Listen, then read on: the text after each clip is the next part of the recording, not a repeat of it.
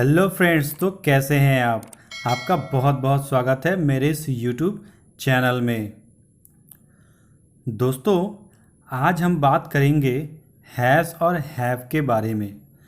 Has और have क्या होता है और इसे कौन से सेंटेंसेस में कैसे यूज़ करते हैं।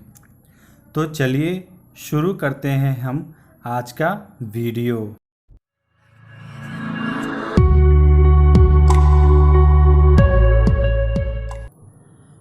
दोस्तों, हैज़ और हैव के दो मॉडल्स होते हैं।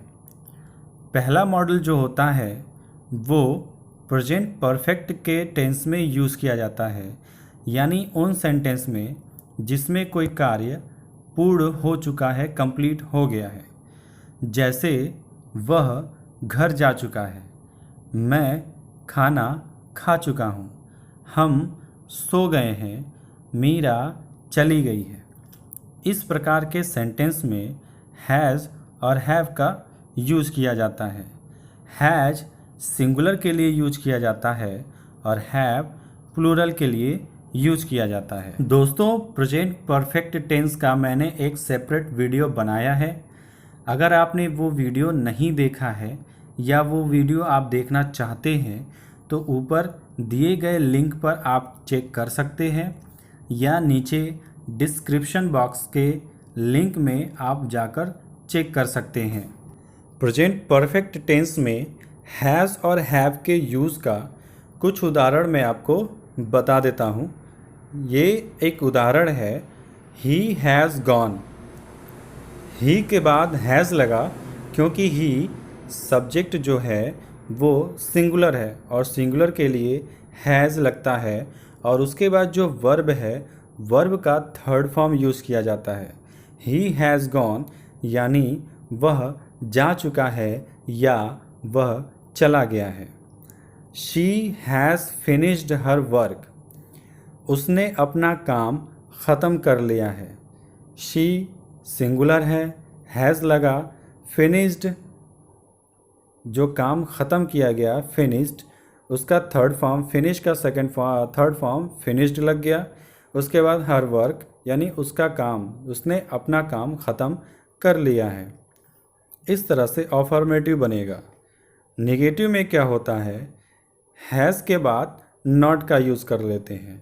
जैसे ही हैज़ नॉट गॉन या ही हैज़ेंट गॉन।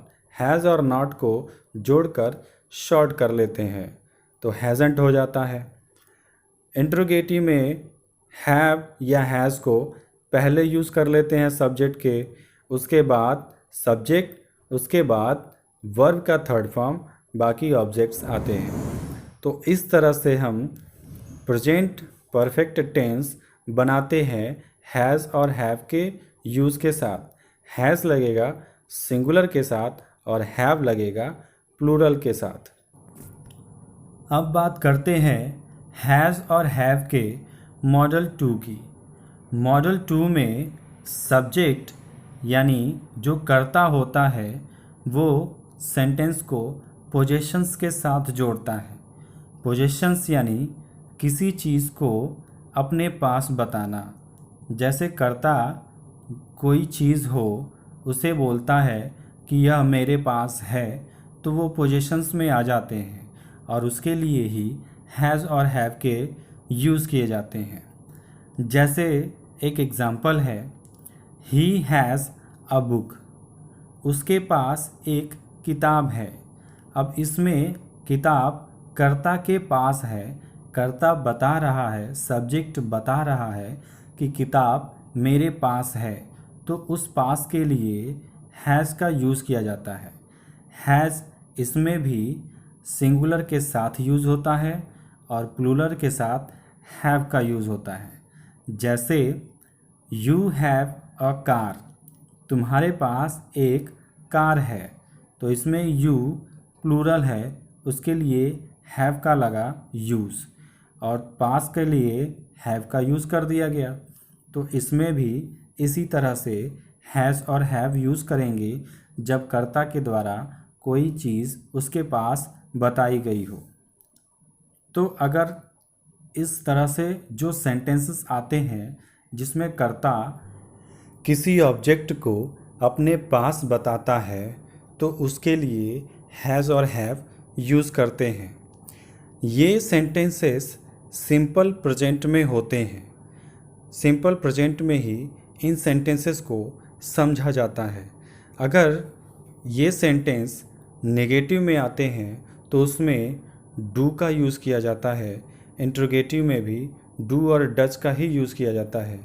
यानी अगर ये सेंटेंस नेगेटिव में बनते हैं तो डू और डज, और इंट्रोगेटिव में बनते हैं तो भी डू और डज के ही यूज़ किए जाते हैं। चलिए कुछ और भी सेंटेंसेस के बारे में देख लेते हैं। I have 2 brothers.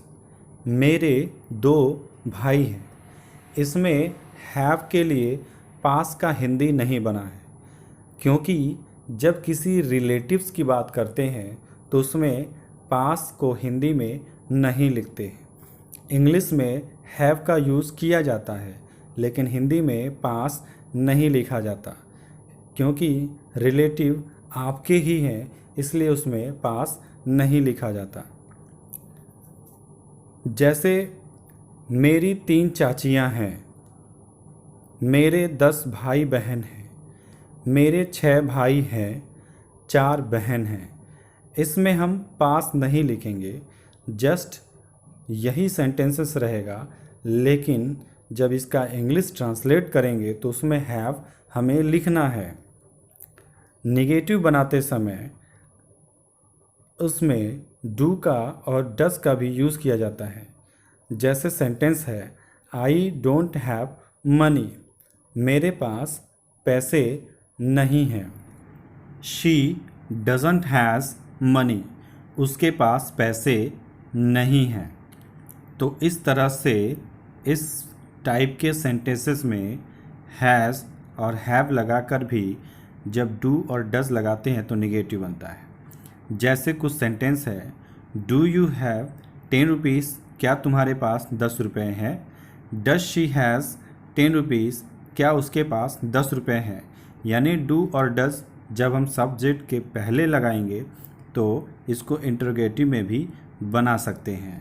तो ऐसे इंट्रोगेटिव और नेगेटिव के सेंटेंसेस बनाए जाते हैं हैज़ और हैव लगाकर भी। अब बात करेंगे अपने आज के प्रैक्टिस की। तो प्रैक्टिस के लिए चलिए हम कुछ ऑब्जेक्ट ले लेते हैं। वो ऑब्जेक्ट कौन कौन से होंगे, तो वो ऑब्जेक्ट आपके सामने हैं, जैसे car, cycle, motor bike, 1000 rupees, house, etcetera.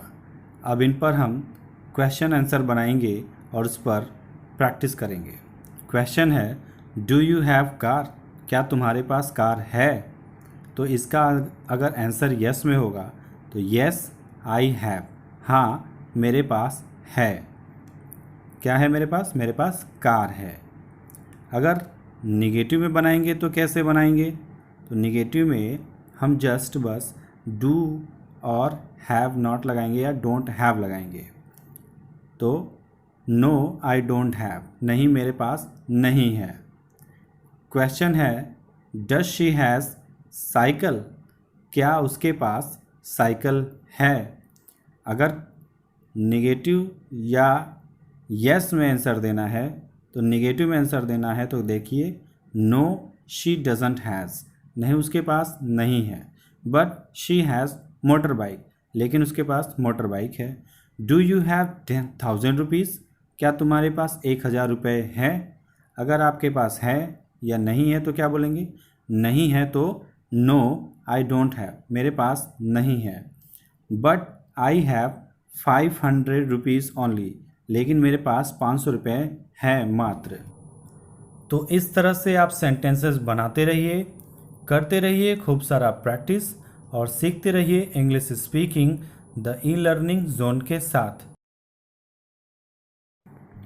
तो उम्मीद है आपको आज का क्लास ज़रूर पसंद आया होगा और आपको आज कुछ नया सीखने को भी मिला होगा।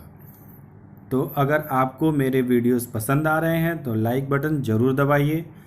अगर आपने मेरा चैनल अभी तक सब्सक्राइब नहीं किया है या आप मेरे चैनल पर नए हैं तो प्लीज़ ज़रूर सब्सक्राइब करिए, बगल में लगे बेल आइकन को भी प्रेस करिए ताकि मेरे लेटेस्ट वीडियोस आपको आपके नोटिफिकेशन में मिलते रहें। तो मिलते हैं नेक्स्ट वीडियो में नई इन्फॉर्मेशन के साथ। तब तक के लिए बाय बाय।